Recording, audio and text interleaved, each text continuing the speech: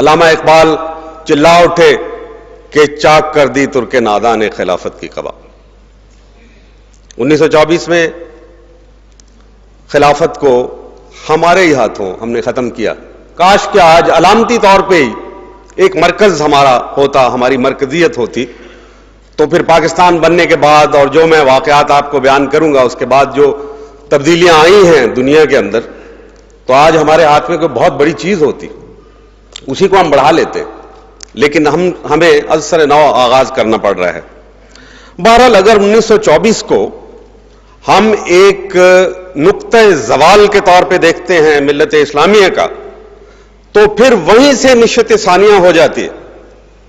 میں نے ایک جو صدی گزری ابھی حال ہی میں، اس کے جو 76 سال 1924 کے بعد کے ہیں، ان کے اندر کیا کیا واقعات رونما ہوئے، اس کی طرف آپ کی توجہ دلانا چاہتا ہوں۔ خلافت موومنٹ ختم ہوئی، اس وقت تقریباً 18 مسلم ریاستیں تھیں، آج الحمدللہ 56 مسلمان ریاستیں ہیں۔ اس وقت مسلمان جو تھے ان کی غلامی انتہا کو پہنچ چکی تھی، آج ہم آزادی کی طرف قدم بڑھا رہے ہیں۔ اس وقت جہاد نام کی کوئی چیز نہیں تھی، آج الحمدللہ جہاد 8 صدیوں کی خوابیدگی کے بعد دوبارہ بیدار ہو گیا ہے۔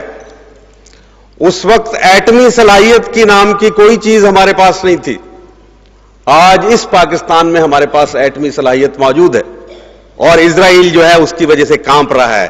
یہ مسئلہ امریکہ کا نہیں ہے، یہ اسرائیل کا ہے جو پاکستان کی ایٹمی صلاحیت کو برداشت نہیں کر سکتا، جہاد کو برداشت نہیں کر سکتا۔ ان کو معلوم ہے، ان کی اپنی بشارتیں ہیں، آرمیگیڈون جس کو کہتے ہیں کہ وہ ہونا ہے، اور اس لیے وہ اس کے اوپر نظر جمائے، اس کے لیے کام کر رہے ہیں۔ البتہ ہم ایسا کام نہیں کر رہے جیسا کہ ہونا چاہیے۔ ان 76 سالوں کے اندر آپ نے دیکھا کہ مسلمانوں کے اندر بیداری پیدا ہوئی، اور سب سے بڑی بات یہ کہ پاکستان مارز وجود میں آیا۔ ریاست مدینہ کے بعد دوسری ریاست جو اسلام کے نام پہ قائم ہوئی وہ پاکستان، اور اس کی کتنی مماثلت ہے، وہی ہجرت، وہی یہ کہ کسی جگہ کا پتہ نہیں تھا کہ زمین کہاں ہوگی، کون سا علاقہ ہوگا، وہی کسب و پرسی کا عالم، وہی اٹیک، وہی حملے۔ پاکستان بھی حملوں کی نظر کے زد میں رہا ہے اور زد میں ہے ابھی بھی، وہی صورتحال ہمیں درپیش، تقریباً وہی۔ لیکن کیا نہیں ہے ہمارے پاس؟ نظم نہیں ہے۔ ان 76 سالوں کے اندر افغانستان میں الحمدللہ ایک چھوٹی سی قوم نے بے سر و سامانی کے عالم میں جس نے جہاد شروع کیا، ایک سپر پاور کو ٹکڑے ٹکڑے پاش پاش کر کے رکھ دیا۔